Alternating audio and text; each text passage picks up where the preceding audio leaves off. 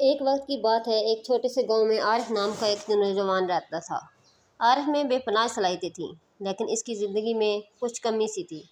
وہ ہمیشہ بے چین رہتا تھا، اپنی زندگی کے مقصد کے بارے میں سوالات کرتا رہتا۔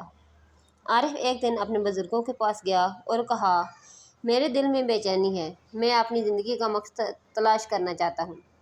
بزرگوں نے اس کی بات غور سے سنی اور کہا، عارف، تمہیں خود کو بہتر بنانے کے لیے اندرونی سفر کرنا ہوگا۔ زندگی کا مقصد ایک دن میں حاصل نہیں ہوتا، بلکہ یہ مسلسل محنت اور سیکھنے کا نتیجہ ہوتا ہے۔ عارف نے ان کی بات پر عمل کرنے کا فیصلہ کیا اور ایک دن گاؤں کے قریب واقع جنگل کی طرف روانہ ہو گیا۔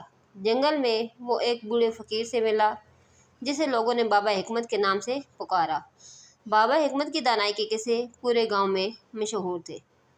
عارف نے بابا حکمت سے کہا، بابا، میں اپنی زندگی میں بہتری لانا چاہتا ہوں، مجھے بتائیں کہ میں کیسے بہتر ہو سکتا ہوں۔ بابا حکمت نے مسکراتے ہوئے کہا، بیٹے، سیلف امپرومنٹ کا سفر ایک لمبا سفر ہے اور اس کے لیے تمہیں 5 اہم اصولوں پر عمل کرنا ہوگا۔ عارف نے بڑے شوق سے سننا شروع کیا تو انہوں نے کہا، سب سے پہلے خود شناسی، یعنی کہ سیلف اویئرنیس۔ بابا حکمت نے کہا، سب سے پہلے تمہیں خود کو پہچاننا ہوگا، اپنے خیالات، جذبات اور عمل کو سمجھنا سیکھو۔ جب تم خود کو بہتر سمجھو گے تب ہی تم اپنی کمزوریوں کو دور کر سکو گے۔ عارف نے غور کیا کہ وہ کس طرح اپنی زندگی میں لاپرواہ تھا اور اس نے خود شناسی کا سفر کا آغاز کیا۔ دوسرے نمبر پہ انہوں نے بتایا کہ نظم و ضبط، کہ کس طرح سے تم نے اپنی زندگی میں ڈسپلن پیدا کرنا ہے۔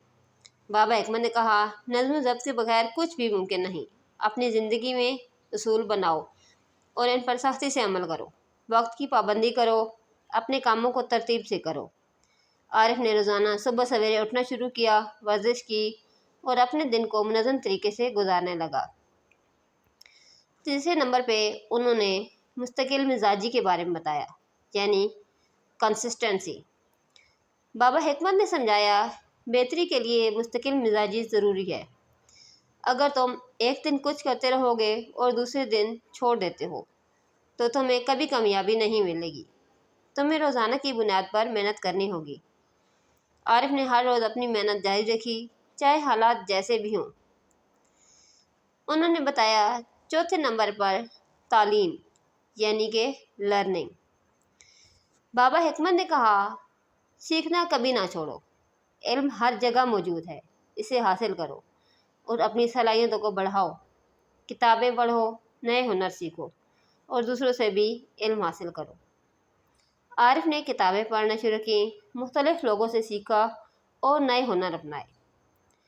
اس کے بعد 5ویں نمبر پہ انہوں نے بتایا کہ مثبت سوچ، یعنی کہ پازیٹیو تھنکنگ۔ آخر میں بابا حکمت نے کہا، زندگی میں مشکلات آتی ہیں، لیکن تمہیں ہمیشہ مثبت سوچنا ہوگا۔ مشکلات کو مواقع کے طور پر دیکھو اور کبھی ہمت نہ ہارو۔ عارف نے یہ اصول اپنی زندگی میں اپنے لیے اور جب بھی کوئی مشکل آتی وہ مثبت سوچ کے ساتھ اس کا سامنا کرتا۔ چند سال گزر گئے اور عارف ایک کامیاب انسان بن گیا۔ اس نے اپنے گاؤں میں لوگوں کی مدد کرنا شروع کی اور انہیں بھی سیلف امپرومنٹ کی طرف راغب کیا۔ لوگ اس کی عزت کرنے لگے اور وہ ایک مثال بن گیا۔